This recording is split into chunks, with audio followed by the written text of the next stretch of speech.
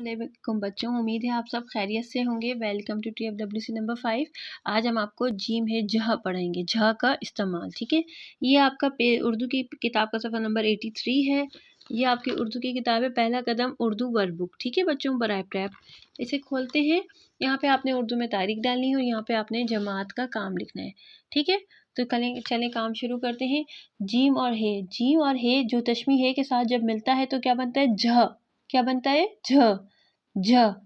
अब हम इसी को इसके आगे अलिफ मिलाएंगे तो अलिफ यानी कि इसको हम अलिफ के साथ मिलाएंगे तो क्या बन जाएगा? झा जी, झा वो झो, झा छोटी है झी और झा, और ये देखें अब ये दोनों अलग हैं और ये बड़ी का रंग अलग है।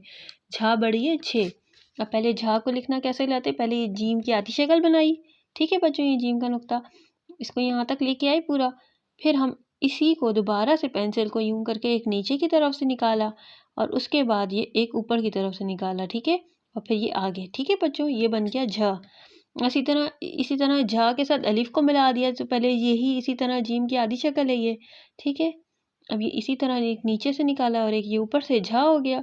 ठीक है, जैसे ऊपर बनाया था उसके साथ अलिफ मिला दिया तो ये झ हो गया। इसी तरह झ को वाव के साथ मिलाना है तो पहले हमने ये इसी तरह बनाया। ठीक है, इसी तरह एक नीचे से और फिर एक ऊपर से ही लेके यूं ये झा हो गया और इसके साथ फिर हमने वाव मिला देना है तो ये झो हो जाएगा। इसी तरह झ, इसी तरह दो चश्मी है के साथ इसके साथ छोटी है झी, और इसी तरह झा को मिलाएंगे। ठीक है, बड़ी है छे।